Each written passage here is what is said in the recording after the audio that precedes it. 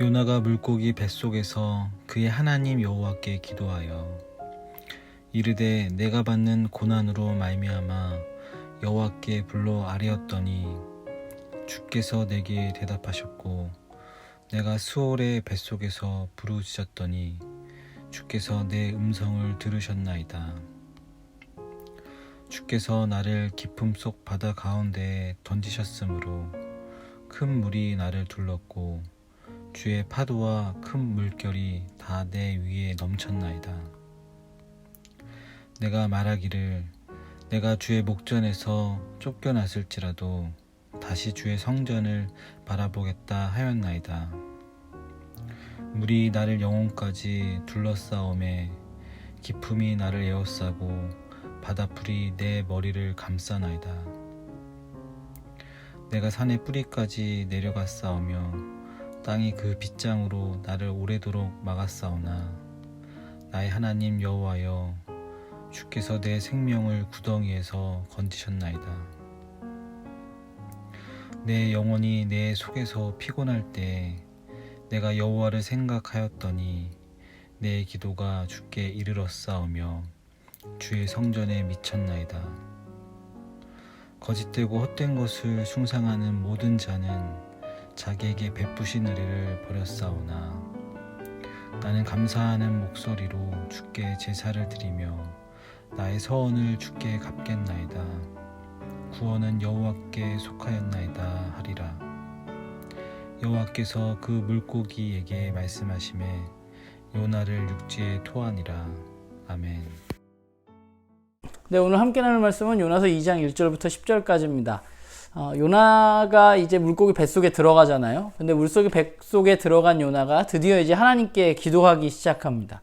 폭풍이 쳐서 죽게 돼도 기도하지 않던 요나가 이제 물고기 뱃속에서 하나님 앞에 기도하고 있는 거죠.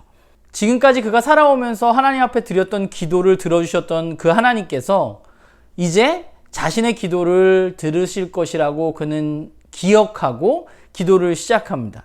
사실 오늘 기도를 살펴보면요, 요나가 물속에 뱃속에 있으니까 나를 좀 구해달라는 기도가 분명히 아닙니다. 사실 오늘 기도는 굉장히 아이러니하게 상황을 역전시켜달라는 기도가 아니라 하나님에 대한 감사의 기도입니다. 요나는 자신을 건져주실 하나님을 믿고 그 하나님께 지금 감사의 기도를 드리고 있습니다. 그러니까 오늘 본문을 보면 그가 이렇게 기도할 수 있는 이유는 4절에 보면 이렇게 나오죠. 내가 주의 목전에서 쫓겨났을지라도 다시 주의 성전을 바라보겠다 라고 요나는 말합니다. 어떤 상황이 있더라도 자신이 해야 할 일이 바로 하나님을 바라보는 것임을 그는 잊지 않고 알고 있었습니다. 죽음을 눈앞에 둔 요나가 했던 것은 눈을 돌려서 하나님을 바라보는 것이었습니다. 그 상황 가운데 하나님을 기억한 것이죠. 7절의 그의 고백처럼 그는 기억했고 또 생각했고 그래서 기도했습니다.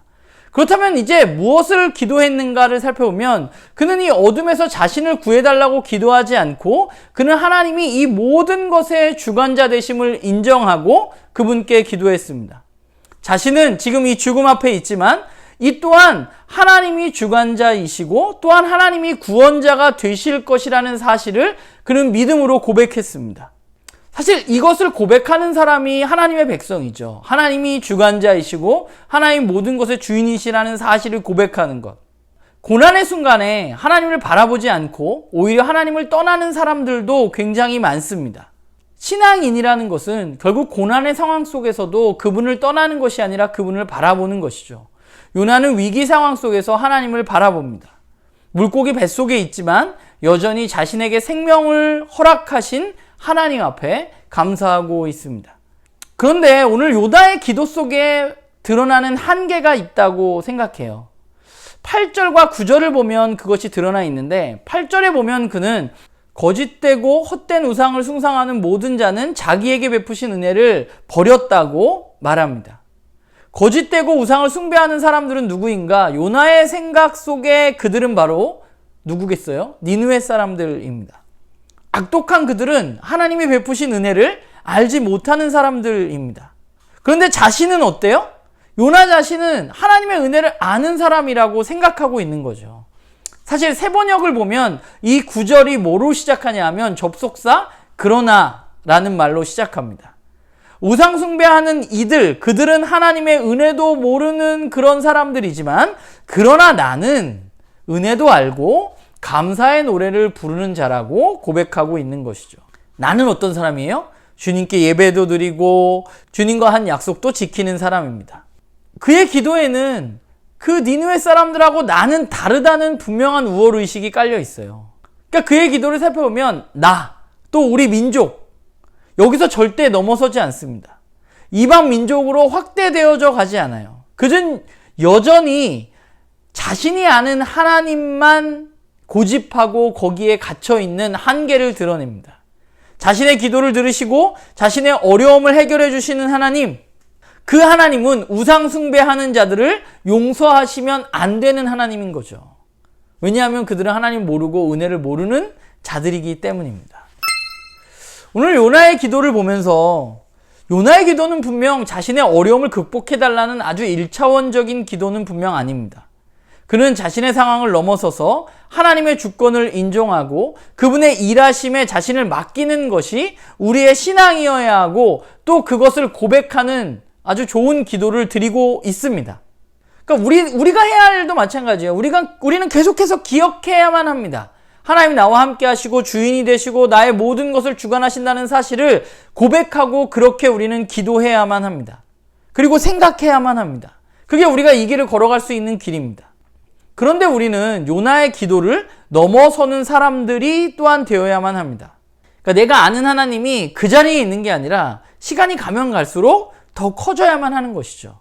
내가 신앙을 가지고 계속해서 자라가면서 내 안위를 위해서 기도하기보다는 하나님의 주권을 인정하는 기도를 드리게 되는 것 매우 중요한데, 그런 기도를 드리게 되었다고 해서 우리가 자만할 것이 아니라, 나는 하나님을 모르는 사람들하고 달라 라고 생각할 것이 아니라, 저는 우리의 지경이 그것보다 더 넓어져야 된다고 생각합니다.